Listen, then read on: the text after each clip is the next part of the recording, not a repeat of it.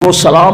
اب دیکھیں نا کتنی بدنصیبی ہم لوگوں کی کہ سلام اللہ نے بھیجا، نبی نے اپنے لیے صرف نہیں آیا، اپنے لیے تھا لیکن ساری امت کو سلام میں شامل کیا. اب امتی یہ سوچے کہ وہ حضور پر کتنا سلام بھیجتا ہے. درود الگ چیز ہے، سلام الگ چیز ہے. ہفتے میں ایک دن ہوتا ہے جمعۃ المبارک کا، بڑا دن ہے، بڑی عبادت ہے، بڑا مسلمانوں کا اجتماع ہوتا ہے، بڑی بڑی دعائیں ہوتی ہیں. تو اس میں اگر کچھ تھوڑا سا ٹائم سلام پیش کیا جائے تو کسی کو کام یاد آتا ہے، کسی کو کھانا یاد آتا ہے، کسی کو مصروفیت یاد آتی ہے، اور کسی کو جو ہے وہ نفرتیں جو دل میں اتری ہوئی ہیں نا وہ سلام پیش کرنے نہیں دیتی. جو نہیں پیش کر رہا کیا اس کے حق میں سلام ہوگا؟ پھر اللہ کا آیا ہوا کیسے سلامتی ملے گی؟ سلامتی سے مراد صرف دنیا کی سلامتی نہیں، آخرت کی سلامتی ہے. پھر آخرت کی سلامتی اس کے بعد پچھتاوے کا تو موقع ہی کوئی نہیں کہ یا اللہ ایک موقع اور مل جائے ہم بھی سلام پیش کریں گے اپنے محبوب کی بارگاہ میں. دیکھیں نا قرآن پاک میں بھی آ گیا، جب ہم کہتے ہیں قرآن ایک، نبی ایک، خدا ایک، خدا نے سلام بھیجا کہ نہیں بھیجا؟ محبت سے کہو نا، بھیجا کہ نہیں بھیجا؟ بولا کو رہا پریشان نہیں. آپ نے پہلے یہ باتیں سنی تو سنتے ہو پریشان کیوں ہوتے ہیں؟ میں بتا رہا ہوں نا.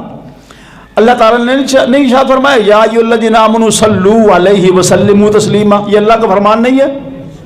بولیے اے ایمان والو درود بھی بھیجو اور سلام بھی. ایمان سے بتاؤ جو تمہیں یہاں کھڑا نہیں ہونے دیتے انہوں نے کبھی سلام بھیجا؟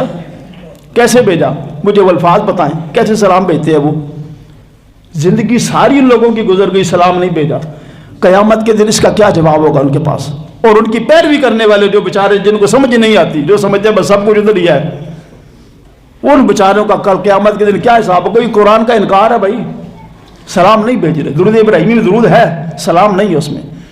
سلام اللہ نے الگ. اب نماز میں دیکھیں نا اللہ نے کیا فرمایا کہ السلام علیکہ ایھا النبی، اے نبی تجھ پر سلام ہو. اللہ نے یہ جملے پسند کر کے ان جملوں کے ساتھ سلام پیش فرمایا. یہ نماز ہے نا، رب نے بھی سلام کا حکم دے دیا، قرآن میں بھی سلام کا حکم آ گیا، حضور نے بھی سلام کا حکم دے دیا، نماز بھی سلام کا کہہ رہی ہے. پھر اور کون سی دلیل چاہیے کہ ہم کہیں نہیں سلام کے لیے کچھ اور دلیل بھی ہمارے پاس آنی چاہیے؟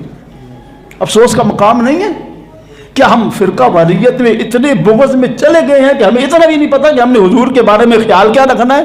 قرآن میں بھی آ گیا، حضور کا فرمان بھی آ گیا، نماز بھی کہہ رہی ہے، اور تمہیں کون سی دلیل چاہیے؟ اس کا مطلب یہ ہے کہ ایمان کے نام پر ایمان سے دور ہے، دین کے نام پہ دین سے دور کیا جا رہا ہے، اور پتہ نہیں کیا سے کیا لوگوں کے عجیب نظریے ہوتے ہیں. اسی لیے سلام حضور علیہ السلام نے یہ بھی، اب یہ سلام بھی ہے. اس کے علاوہ اللہ کے نبی نے کیا فرمایا؟ آپ فرماتے ہیں ایک موقع پر، میں مفہوم بیان کر رہا ہوں، آپ نے فرمایا کہ سلام ہو ان پر کہ جنہوں نے مجھے دیکھا نہیں لیکن ٹوٹ کے مجھ سے پیار کرنے والے. کب؟ 1400 سال پہلے. وہ سلام پہ سلام بھیجے جا رہے ہیں، اللہ کا سلام بھی ہمارے اوپر لے کے آئے اور خود ہی بھیج رہے ہیں. اور ہمیں دیکھیں کہ ہم جو ہے وہ اپنی ذاتی لڑائیوں میں، یہ ذاتی ہیں، یہ دینی لڑائی نہیں ہے، اس کو دین میں داخل کیا گیا ہے کہ سلام نہیں بھیجنا. دین کا حصہ نہیں ہے یہ. دین کا حصہ تو یہ تھا صلو علیہ وسلموا تسلیما، اے ایمان والو درود بھیجو، سلام ہی بھیجو. دین اچھا نماز میں کیا کہا؟ اے نبی تجھ پر سلام ہو. ہم پھر جو سلام پڑھتے ہیں نا، یہ لوگ آپ کو، میں اس لیے کہہ رہا تھا کہ آپ کو علم ہو، ہم پڑھتے ہیں نا یا نبی سلام علیکہ، اس کا مطلب ہوتا ہے اے نبی تجھ پر سلام ہو. اور السلام علیکہ ایھا النبی و رحمۃ اللہ وبرکاتہ، اس کا معنی بھی ہے کہ اے نبی تجھ پہ سلام ہو. اس کا مطلب یہ کہ اللہ کو سلام پسند ہی وہ ہے جو کہا جائے اے نبی تجھ پہ سلام ہو، اے نبی تجھ پہ سلام ہو. اللہ کو یہ پسند ہے، اتنا پسند ہے کہ پھر نماز میں بھی ہمیں دے دیا تاکہ کوئی دلی طور پہ بھیجنا چاہے یا نہ بھیجنا چاہے، کم از کم نماز میں جب داخل ہوگا مجبور ہو کہ اس کو بھی یہ کہنا پڑے گا اے نبی تجھ پر سلام ہو. یہ محبت کی باتیں سنا کریں، کبھی کبھی دل میں ان کو جگہ دیا کرے. اللہ تبارک و تعالی ہمیں حضور علیہ السلام کی سچی پکی محبت، آپ کی غلامی، آپ کا پیار